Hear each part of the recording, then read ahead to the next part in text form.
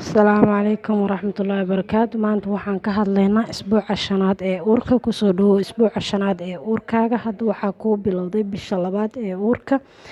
Canuga wuxuu bilaabaa inuu si dhaqsila ugu dhex koro minka gudihiisa. Minka cabir ahaan waxaa lagu qiyaasaa 2 milimitir dherer ahaan.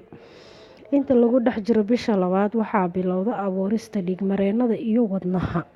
Isla bisha labaad inta lagu dhex jiro ee uurka, dhaqdhaqaaqa wadnaha waxaa lagu maqli karaa kaliya qalabka lagu ogaado dhaqdhaqaaqyada wadnaha.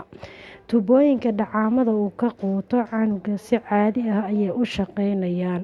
Tuubooyinkaasi waxay kaloo ka caawinayaan in ay gaarsiiyaan ogsijiinada dheecaamada uu quuto iyo fitamiinada. Waxaadna isku arki doontaa xanuuno inta lagu jiro bisha labaad ee uurka. Waxaa ka mid ah xanuuno subaxdii ah, neef-tuur ama daal kaadida oo soo laalaabata. Waxaa muhiim ah in aad ka fogaato cabidda khamriga, sigaarka, daawooyinka biilka ah iyo inaad cunto daawo aan dhakhtar kuu qorin sida xanuun baabi'iyaha qaar kuma fiicna. Ka fakar caafimaadkaaga. La soco qaybta xigta. Like, share, subscribe, la wadaag asxaabta.